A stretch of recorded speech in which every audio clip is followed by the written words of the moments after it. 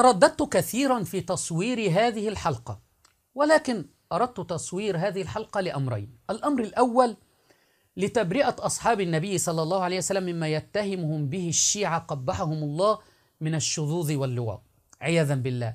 والأمر الثاني لإظهار أن هذا الفعل القبيح يفعله مراجع وعلماء الشيعة حينما يجلسون مع بعضهم لبعض. كثيرا ما نرى في منتديات وصفحات وقنوات الشيعة يتهمون الصحابة بالشذوذ عياذا بالله. وحينما دققت في هذا الأمر وبحثت في كتب الشيعة وفي مقاطعهم وفي قنواتهم وجدت أنهم يفعلون هذا الأمر، يعني هذا العيب فيهم فيتهمون به الغير. وكثيرا ما ترى أي أحد يرد على الشيعة يقولون رامي عيسى بيفعل به كذا، وكثيرا يرفعون مقاطع فيديو بهذه العناوين، وأن رامي ذهب إلى تونس وحدث فيه كذا، وأنا والله ورب الكعبة لم أذهب إلى تونس قط. الشاهد سنرى الآن أن هذه عقيدة عند هؤلاء المعممين.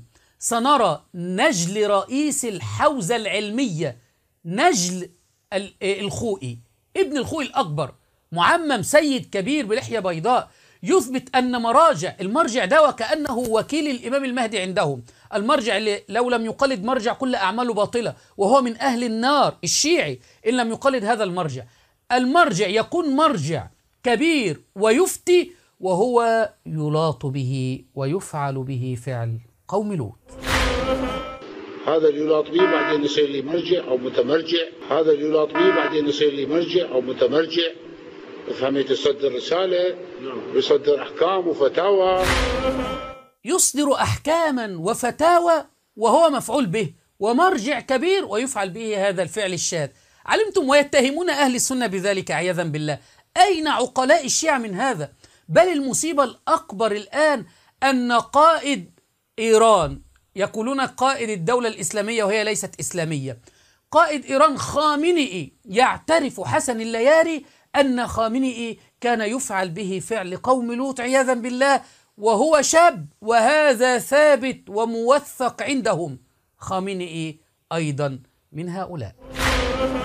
كونهم يقولون أن الشيخ حسن ينقل رواية عن خامنئي بأنه لوطي، صحيح هذا الحكي؟ إن هذا القضية بالنسبة للخامنئي معروفة أخي العزيز، وكثير من المشايخ شهدوا بل كانوا يعرفونه منذ صغره. لا الشيخ العفو تسمح لي بس انقطع اتصالكم. أما الخامنئي بل إن مساويه كثيرة، واللواط ليس بكفر، هو يفعل ما هو أسوأ من اللواط بكثير. بل فإن الرجل كونه مفعولا ومأبونا بل لعنة الله عليه إن هذا ثابت. بل إن الرجل كونه مأبونا ومفعولا به فهذا ثابت. سمعتم كلام حسن اللياري؟ ثابت إن القائد الدولة الإسلامية كما يقولون قائد إيران كان يفعل به فعل قوم لوط، ويتهمون عمر رضي الله عنه ويتهمون أصحاب النبي صلى الله عليه وسلم.